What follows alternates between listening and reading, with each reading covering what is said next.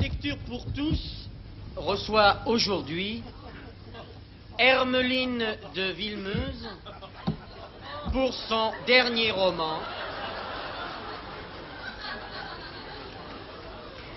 Le crépuscule des Hottentots.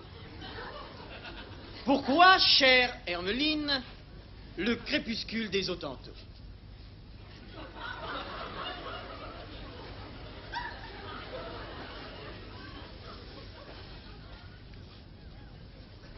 Pourquoi le crépuscule des Hottentots?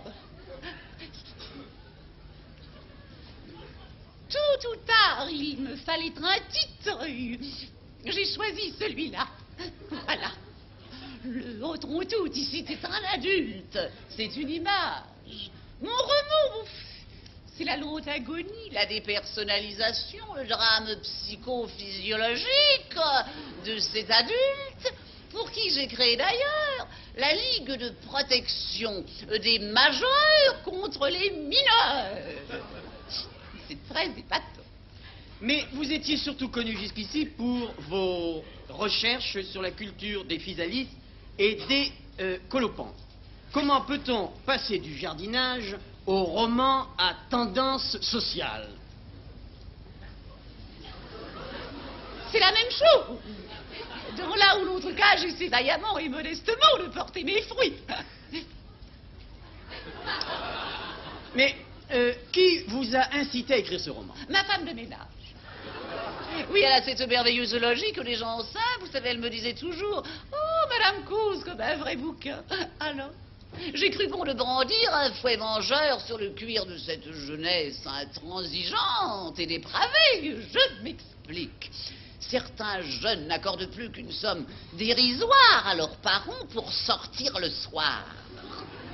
Rien d'étonnant si les parents sont obligés de voler l'argent scolaire de leurs enfants. Comprenez-vous?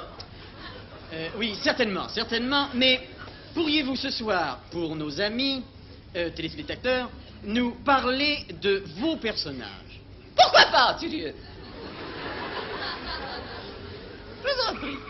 Voici tout d'abord Camille, une jeune fille très très bien, très très pure, du meilleur monde, âgée de 53 ans, riche et antiquaire.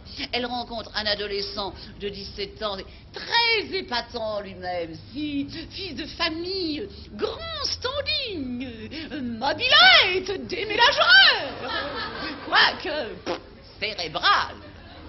Vous imaginez aisément leur idylle, tous deux perdus dans la nature enchanteresse, elle frémissante dans sa robe d'organdie. Et Lila, elle lui glisse carrément à l'oreille ces quelques vers que je ne peux pas résister de vous citer. Arrête, arrête, ne me touche pas. Je t'en supplie, aie pitié de moi. Sur quoi il lui répond tout de go: oh, t'as raison. Alors, troublée par la conversation de ce jeune homme, elle perd la tête, sa vertu, ses bijoux de famille. Il la plume jusqu'à l'os. Enfin, il agit, comme dirait Mélina, comme un vrai dégueulasse.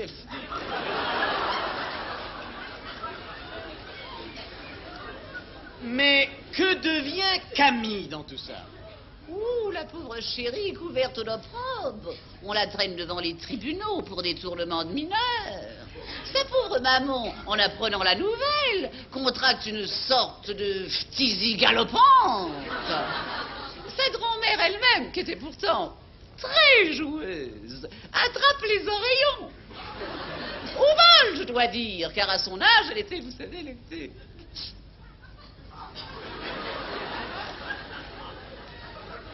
très abîmée. On dit l'air de la campagne, pas toujours. Et puis même avec des escalopes sur la figure. Et comme dit Elisabeth Arden, la beauté ne s'invente pas. C'est pas moi qui l'ai dit. Contexte de l'histoire, mais chaque petit paragraphe n'est plus notule parce que c'est plus compréhensible pour le lecteur qui n'est plus. Et c'est bien là la fin de votre roman? Pas du tout, il y a 5 volumes.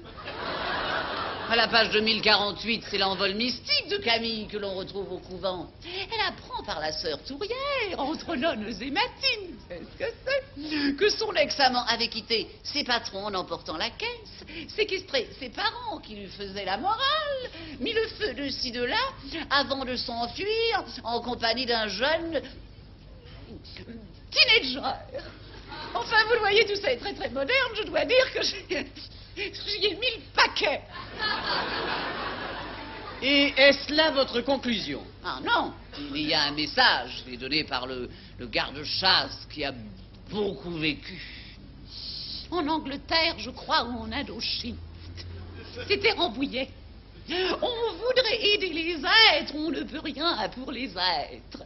Oh, c'est débilitant, je sais, mais pas d'aigreur. Et comme dirait ma brave Mélina, toujours si pittoresque, si tu n'en veux pas, je la remettrai.